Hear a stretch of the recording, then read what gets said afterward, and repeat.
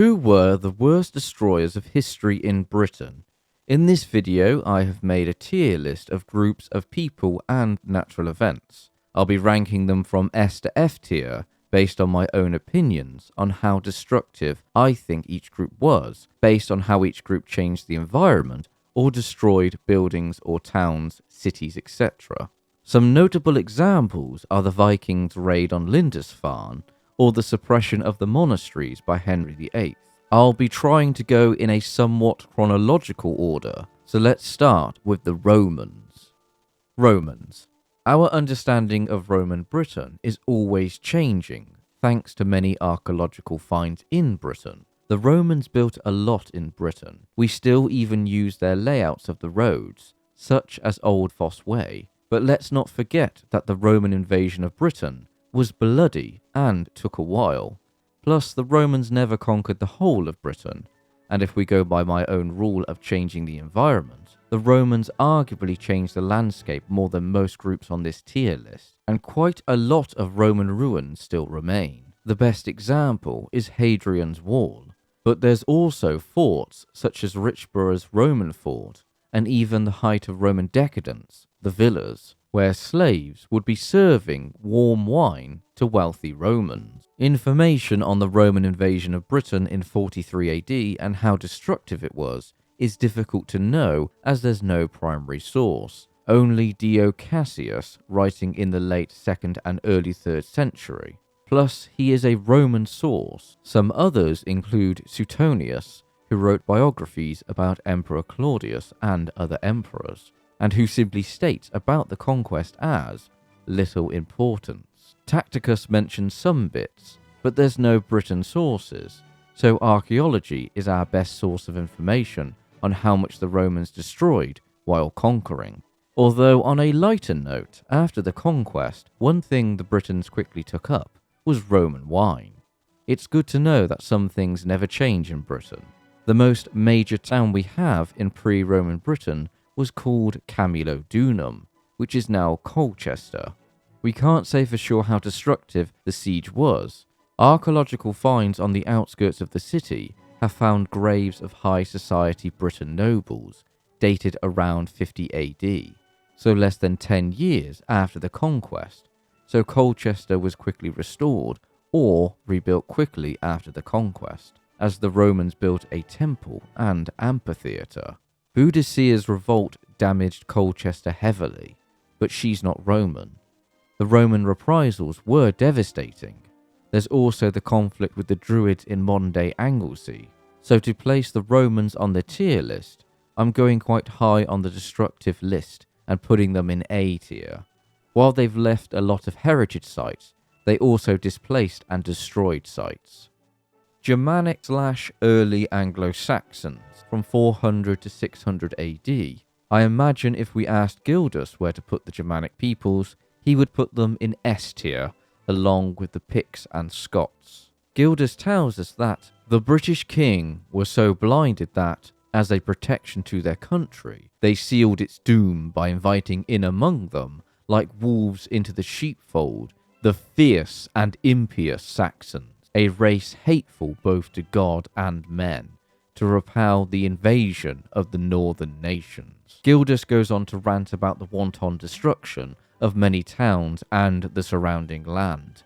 It's a classic tale repeated again and again in later works, such as the Anglo-Saxon chronicles, and by Bede, who sells Britain well, stating, "The island is rich in crops and trees, and has good grazing for cattle, and it is famous for its rivers, with their abundance of fish." Combining the migrating Germanic peoples with eventually the formation of the Anglo-Saxon kingdoms and then into the Kingdom of England, we're covering a long period, so I've broken them up into parts.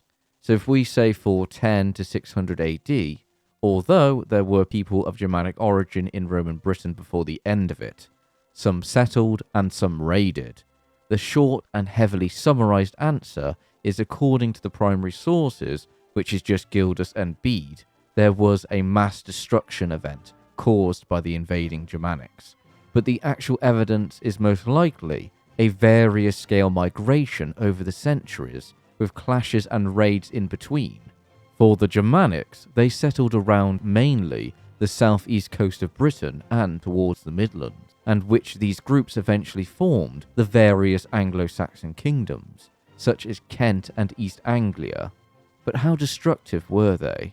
Well, it's difficult to say in a general term all over Britain, as with the Roman withdrawal as well as the decline of the Western Roman Empire, it was harder to acquire material to maintain the level of building quality needed for villas and other sites, so they were falling into disrepair, and it's impossible to summarise everywhere in Britain for such a silly video as this one, as each group, depending on where they moved to in Britain, would have different tales, as Britain is pretty big for such low population movement compared to the 60+ million people in England today. This group is the hardest to place on the tier list, as our interpretation, thanks to archaeology, is always changing. We know that the settlers built new houses with a sunken floor in them, and that some Neolithic sites were used as burial sites for the Anglo-Saxons, such as the Rollright stones, and there is some evidence that Roman structures were torn down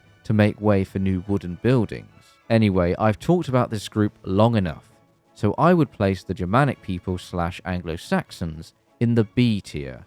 1, based on the sources alone, and the fact they used Neolithic sites as burial sites and knocked down some Roman buildings. Late Roman period / early Middle Ages Irish. Typical stuff of the time period, sporadic raiding into what is now Wales, which was part of the barbarian conspiracy in 367 AD. Then later on in the 5th century, we have Irish tribes migrating into Britain, some in North Wales, Cornwall, Devon, and perhaps most famously, the Scotty tribe in what is now modern-day Scotland. It's hard to say how destructive these Irish tribes were. To beat the dead horse again, the sources are few. There is a tale of a Briton warlord coming down from the north of Britain and defeating and pushing the Irish out of North Wales. D tier, mainly due to the lack of information and the emergence of a certain pickled herring-smelling Norse group. The Picts, 400 to 800 AD, again another group condemned by Gildas as ravaging Britain, despite holding off Roman incursions into their home for many centuries. So you could argue it's fair game for the Picts to return the favour. The Picts are another obscure group. Poring over my sources, there's not much. Only mentions of clashes with some of the Anglo-Saxons. The early chronicles featured in Pictish history come across as legendary in the earliest parts. There's also a lot of crossings with the Irish Scotty, with a few clashes before intermingling. Once again, archaeology is the best bet for understanding how destructive the various tribes of the Picts were. The University of Aberdeen has done some fantastic work on the Picts, which has shed more light on how their society worked and traded with others. So again, incorporating the limited sources with archaeological evidence, I'm putting the Picts in the C tier. Britain / Romano-Britons, 400 to 600 AD. Normally the victims based on the sources and the ones suffering, although Gildas and Bede would argue they deserved it. Some migrated to Brittany, some stayed where they were and formed new kingdoms, but I'm going to focus on the obscure kingdom of Strathclyde and one location in particular within the kingdom around Hadrian's Wall, a fort called Bodoswald, which after the Romans' withdrawal, people still lived around this area for a time, as there's archaeological evidence of wooden buildings replacing derelict stone buildings. So the people who lived here created their own spaces and may have even controlled the area for a time. There's ongoing research. D tier. The Vikings. Oh, this is an easy one. S tier. Let's read the first time the Vikings come up in the Anglo-Saxon chronicles. And in his days came first 3 ships of Northmen from Hordaland, and then the reeve rode there and wanted to compel them to go to the king's town because he did not know what they were. and then they killed him. You know, most people introduce themselves with a handshake, not an axe to the face. One of the most famous destructive episodes caused by the Vikings was the raid on the holy island of Lindisfarne in Northumberland, which, according to the Anglo-Saxon chronicles, was described as looting and slaughter. Other annals, such as the Annals of Ulster, record devastation of all the islands of Britain by heathens. The Vikings got about all over Britain and Ireland. The Welsh annals state 796, the first coming of the Gentiles, Norsemen, among the southern Irish. The period going over the Vikings in this tier list goes from 796 to 1066, as in Britain we tend to end the Viking Age with the death of King Harald Hardrada, King of Norway, although there were still raids well into William the Conqueror's reign. There's numerous sources that go over the Viking attacks and conquest in Britain. One source I enjoy reading is the Orkney Saga, which focuses on the Vikings, later Jarls of the Orkney and Shetland Isles, which later formed the Kingdom of the Isles. The saga goes over 300 years of history of the Isles and was comprised around the 13th century. It tells the tale of Harold Finehair and his conquest of the Isles, the funny tale about the poisoned tooth where Earl Sigurd suffered a wound that turned fatal. There's also the Danelaw in England, where many Norse settled. There's loads of battles between people in Britain versus the Vikings. If I had to pick one group who resisted the Vikings the best, I would choose the Welsh. Wales is quite hard to raid or conquer, especially inland due to the terrain. However, coastal places got raided a lot. One example is St. David's, because of the lovely cathedral there. St. David's got raided so often, it was nearly abandoned. The Vikings sacked many places in Britain, and then started to settle all over Britain. But the Viking conquest of England by Sven Forkbeard and King Cnut were even more destructive according to the sources. There were so many battles. Sven had been raiding England for years before he conquered the kingdom, and then promptly died. Of course, before that, there was the great heathen army that ravaged many of the Anglo-Saxon kingdoms. Cnut's conquest didn't have the best start. He was first pushed out of England when his father Sven died, although not before torching the town of Sandwich on his way out. That's not any way of getting a toasted sandwich. Cnut returned in September 1015, and thus the destruction began again. London was besieged and many battles were fought. Mercia was looted and burnt. The final major battle of the conquest was called Asandun in 1016. The next major threat to Britain came during the reign of Edward the Confessor, the last king of the Wessex dynasty. King Magnus of Norway informed Edward that he intended to invade, but the invasion never arrived. Finally, we get to 1066, a complete clusterfuck of a year. The first arrival of King Harald Hardrada's army, the subsequent Battle of Fulford, and finally, the epic Battle of Stamford Bridge. This is a poem from the Harald Saga. Disaster has befallen us. I say the army has been duped. There was no cause for Harald to bring his forces westward. Mighty Harald is fallen, and we are all imperiled. Norway's renowned leader had lost his life in England. Anglo-Saxon England, from Ethelstan to Ethelred the Unready to Edward the Confessor. Fairly destructive. Ethelred raided across most of Scotland. His successor, Edmund, raided Cumbria. King Edred raided across Northumbria. The St. Brice's Day massacre under the order of Ethelred the Unready. There was also plenty of infighting, especially during the reigns of Ethelred the Unready and Edmund Ironsides. There's also Harold Godwinson's campaign in Wales between 1062 and 1063, where the only king of all Wales, who united all the Welsh kingdoms, died in the attacks, which split the Welsh kingdoms up. Anglo-Saxon England goes into the A tier. The Normans, from the reign of King William the Conqueror to King Stephen, so 1066 to 1154. S tier. The conquest was bloody. The Normans changed many churches and abbeys, tearing sections down. Castles were being built all over the place, so changing the physical landscape, either on par or more than the Romans. The harrying of the north is a highly destructive event, decimating a large part of northern England. The Normans, similar to the Vikings, would be all over Britain. In Wales by 1067, Scotland in 1072. There was an uprising to replace William II with his brother Robert. One of Robert's allies, Robert de Mowbray, a Norman Earl of Northumbria, sacked and pillaged a lot around the Midlands of England, from Bristol to Bath, as well as looting around Worcestershire. The final Norman king, King Stephen, his reign involved the civil war known as the Anarchy. Many towns and cities around the Midlands and the southeast of England were heavily damaged during this war. Worcester was sacked, Oxford besieged and damaged, Winchester was burnt down, Lincoln was besieged and later became a battle site. Many nobles began to build counter-castles, with disputes between them leading to sporadic raids. The Angevins, from King Henry II to King Richard and finally King John.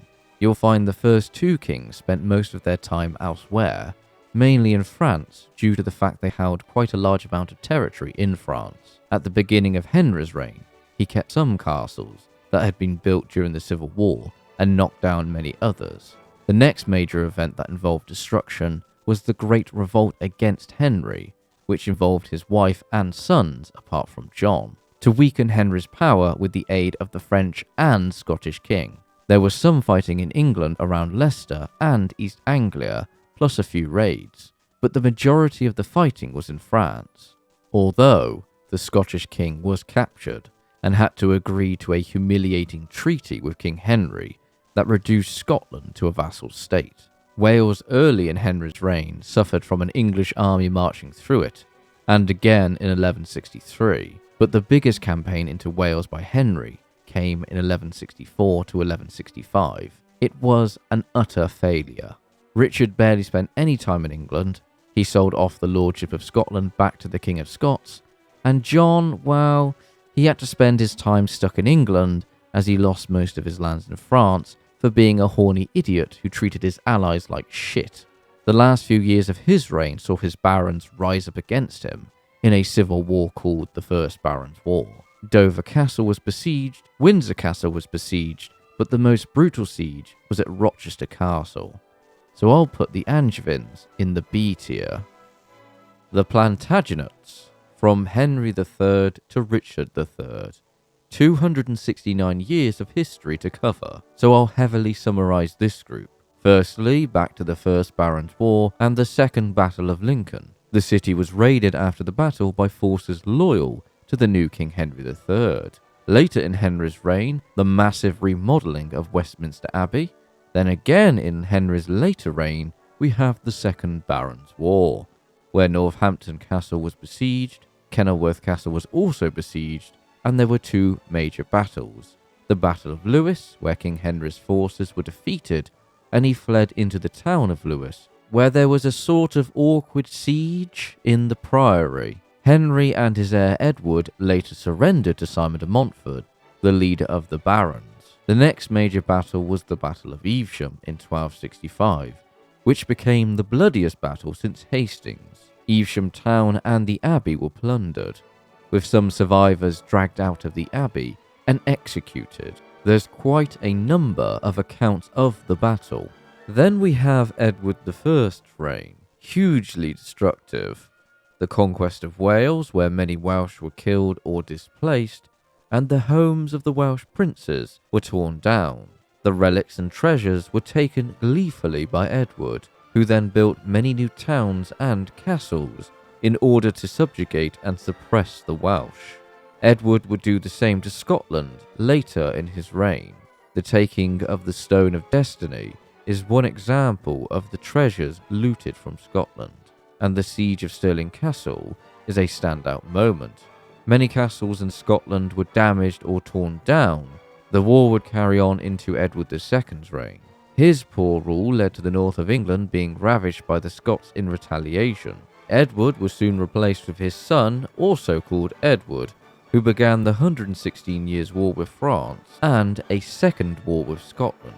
The Black Death that swept through Europe killed off communities, which led to abandonment of settlements, leaving derelict locations. One example in England was Lower Oddington in Gloucestershire. Richard II's reign saw the Peasants' Revolt, in which Savoy Palace was burnt down and paperwork detailing taxations were destroyed. Richard was deposed by his cousin, the now Henry IV. His reign saw the Welsh Revolt led by Owen Glendower, the furthest Welsh raid into England being Hereford. Henry V's reign consisted of fighting in France, and Henry VI's reign is encapsulated by the War of the Roses. The chronological events are mostly battles, with a lot of death, which covers the reigns of Henry VI, Edward IV, Edward V, and Richard III. The Plantagenets go into the S tier, mainly for Edward I's actions in Scotland and Wales. Before I move on to the Tudors, which I'm sure you can guess where they're going to go if you've watched the channel for some time, let's look at some of the other groups in Britain, starting with the Welsh from 1050 to 1415. I've mentioned the only king of all the Welsh kingdoms being killed in 1063, mainly because a united Wales was a credible threat to King Edward of England, and in part because the Welsh had attacked Hereford. The Welsh nobles were well known for fighting amongst themselves, but with the Norman conquest of England, the Welsh really started to suffer from the increased hostility, especially with the Marcher lords, Norman nobles who were cutting their own territories in Wales. The typical responses were raids. Even after the conquests, the targets were normally castles built in Wales. The Owen Glendower uprising saw many castles besieged and damaged. Aberystwyth Castle was bombarded, Welshpool was looted, and the furthest attack by the Welsh into England was in Shropshire. By the end of the revolt, Wales was devastated and in parts ruined, so the Welsh can go into the C tier as most of the destruction was done in order to resist a hostile force. The Scots from 1124 to 1603, again another long period, so I'll heavily summarise. Starting from the reign of one of my favourite Scottish kings, David I, he had to deal with a claimant to the throne who had the backing of the ruler of either the semi-independent province or minor kingdom of Murray. After one major battle, the area was pacified or conquered. David invited many Normans into Scotland, including the de Bruce family. When Henry I of England died, David invaded the north of England, even coming close to taking Durham. One group within David's army, the Galwegians, were accused by one source of committing slaughter and fire during the campaign. This is where we have most of the destruction committed by the Scots, the north of England. One location that became prominent in changing hands repeatedly was Berwick upon Tweed, which King David had made into a royal burgh, making Berwick an important trading port. There would be many strikes into northern England by the Scots. King William the Lion would invade Northumberland and sack a few towns. King Alexander had secured a treaty with King Henry III of England, and Alexander attempted to conquer the last remaining Norse-held Western Isles, but he died during the campaign. Alexander III would be the king to obtain the Western Isles. Another great king of Scotland, Alexander's reign was peaceful, yet his death would usher in a terrible period of war, the Scottish War of Independence. After many years of fending off the English and the Scots' victory at Bannockburn, the north of England was open season for the Scots. Some raided and some extorted, and this is where the Scots were the most destructive over the course of their history. The border raids and clashes, so I'm putting the Scots in the C tier. The Tudors, S tier, the easiest group to place. The dissolution of the monastery, the rough wooing in Scotland, which burnt Edinburgh heavily, events not just in Britain, but also in Ireland, with the Tudor conquest of Ireland. If you've watched the first episode of my Medieval English King series, you'll see how much heritage was destroyed. During the Tudor period, We can also make the argument that King Henry VIII sowed the seeds of the next major civil war known as the English Civil War, or the War of the Three Kingdoms, or the British Civil War, by promoting himself under the divine right of kings, which Charles I was adamant in maintaining. The Stuarts/War of the Three Kingdoms. From James I of England/6 of Scotland in 1603 to Queen Anne in 1714. S tier again. The civil wars were one of the most destructive in British history, as it affected so many people. Families were torn apart, some supporting the king and others supporting Parliament. Both sides were equally destructive. I've talked about how during the Tudor period, the dissolution of the monasteries was massively destructive, where with the Stuarts and the civil wars, the same can be said, but instead of monasteries and abbeys, it's everything. Castles were slighted as they were garrisoned with troops from both sides. One example is Goodrich Castle, which houses the weapon that was used to bombard the castle, Roaring Meg. There were so many battles and sieges: Oxford, Carlisle, Chester, Bradford, Exeter. The parliamentarians damaged Winchester Cathedral, shooting musket balls through the windows and scattering the remains of many kings and others buried there. The city that suffered the most destruction was Worcester, where the final battle of the Civil War was fought around and inside Worcester. The city was bombarded, and its medieval walls were all but destroyed. It took 50 years for the city to recover. There was also the Great Fire of London in 1666. The Georgian era, from George I to William IV. Because Parliament didn't want a Catholic Stuart on the throne, they found an offshoot Protestant cousin who spoke German. Auf Wiedersehen, Hanover, hello Great Britain. This period became known for the Jacobite risings, although the first one happened in 1689, where the group's goal was to restore the Catholic Stuarts back on the thrones, later the singular throne of Great Britain. There were a series of Jacobite risings over the course of the Georgian era, the most famous being the rising in 1745, with many battles and sieges occurring. However, I want to focus on the Enclosure Acts during the Georgian period, again a very complex issue that I'm summarising. Enclosure of the land in Britain had been happening for centuries, but during the Georgian period, it went full drive forward. The Enclosure Acts were landholdings being condensed into ownership instead of common use lands. That's the short answer. But the Acts were done by an order of Parliament during the Georgian period, and rich landholders took advantage. This, in my opinion, forced a lot of working class people out and into cities and towns, swelling the populations there and causing the build-up of the later slums. I'll place some links to the information in the references. A tier. The Americans. Other than John Paul Jones's failed raid on Whitehaven in 1778, the Americans are going in the F tier. The French. I'm contractually obligated as a British person to put the French in the S tier. The Spanish. There's not much to say with the Spanish. The closest they've ever been to damaging Britain is perhaps the Spanish Armadas between 1588 to 1601. The terrible British weather destroyed many ships, D tier, although nowadays you'll find many Brits in Spain escaping the British weather, myself included. ¿Dónde está el bar, por favor? The Dutch and the raid on the Medway. Most of the battles in the 4 Anglo-Dutch wars were navy engagements. However, the raid on the Medway by the Dutch was quite destructive for the Royal Navy.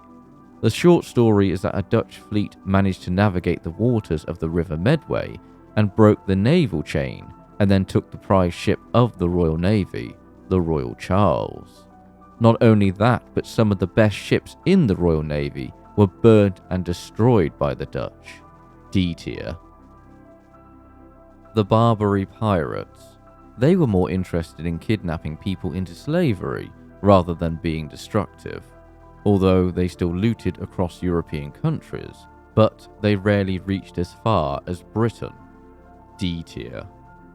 The Victorians. I have a rather dim view on the Victorians. It's an awful time period to live in, far worse than most time periods before it. The squalor and slums, the diseases, the poverty, the perpetuation of myths about the Middle Ages, which comes from the Victorians. They had a fetish for everything medieval, or what they thought was medieval. Although there were many different groups within Victorian society that had varying ideas on what the Middle Ages were perceived as. Some groups wanted to fix things back to how they were, while others thought that stripping buildings to their base state was the best course of action. I'll talk and show some examples. One is alloy brass, which was used a lot in tombs from the 13th century onwards. During the Reformation, most tombs were stripped of it. However, the Victorians tried to fix this, or return places back to what they thought were their glory days. Here's an example from Worcester Cathedral. The tomb of Sir Griffiths, his brass was stripped away and recreated by the Victorians. This is restoration, not destruction, so the heart's in the right place. However, if we then move into the centre of the cathedral, there's the tomb of Big Bad King John. His tomb was stripped of paint by the Victorians. These are the issues with some Victorian groups, as they thought stripping away the paint was better than keeping it on. This is where my issues with the Victorians come in. Most churches around the UK underwent major restructuring work during the Victorian age. A lot of churches did need restoration. However, some places were stripped of what made them medieval, wall paintings, which a lot were plastered over during the Reformation. The Victorians stripped many walls bare or scrubbed off the paint in other parts of the church, or even added their own style of wall paintings, like this one in Pershore Abbey. They also messed around with some of the tombs. So King John's tomb was raised, and Robert Curthos's tomb at Gloucester Cathedral was changed heavily to have heraldry symbols placed on his tomb, which doesn't make sense. He was the Duke of Normandy for a time, not a claimant to the French throne. I'll give the Victorians credit for the work on the stained glass windows. That saves them from the S tier. A tier. The Edwardian era, a rather forgotten era I would wager, and a short one at that, ranging from 1901 to the start of World War I, and characterized by the many strikes and riots by the working class who demanded and deserved better conditions and rights. D tier. World War I, S tier. I don't even need to explain it. A horrific war with so much death and destruction. My family suffered loss. One of my family members was killed in action. So for World War I would like to talk about him. His name was Lawrence, born and raised in Swansea, South Wales. He was part of the Welsh Regiment and held the rank of corporal. His duty location was in France and Flanders. He was killed in action on the 10th of July, 1916, most likely during the Battle of the Somme. World War II, S tier. Again, I don't even need to explain it. Post-war Britain, a period where Britain was on the brink after the war, battered and bruised. The former colony, the United States, kept Britain afloat. This period has my number one ranked Prime Minister, Clement Attlee. His government did some wonders for the people of Britain. The formation of the National Health Service, giving the people of Britain the healthcare they deserved. But there was also a great clearing of many buildings, such as houses, pubs, schools and other sites, which is now known collectively as slum clearing, which began in the 1930s and continued after World War II, but ramped up massively during the 1950s and 1960s. Many sites which would be considered historical were knocked down. It's a long and complex topic, as in some areas the demolitions were needed, as some housing estates had no running water or toilets. But there's also the destruction of historical sites. Each city has its own tale, and there's numerous videos showcasing what buildings were torn down. One particular video of great interest to me is where the singer Morrissey, who grew up in Manchester, laments over his lost neighbourhood where he grew up. I'll list some relevant videos in the description tab and top comment of this video. A tier. The weather and the environment. All manner of environmental events have hit Britain over the course of its history. Matthew Paris records an earthquake on St. Valentine's Day. I don't even need to say a joke there. St. Marcellus's flood, a horrific natural event in 1362 that damaged many ports and cities across the eastern part of Britain. The Little Ice Age. Just so many natural disasters across the history of Britain, and with potentially more in the future. S tier.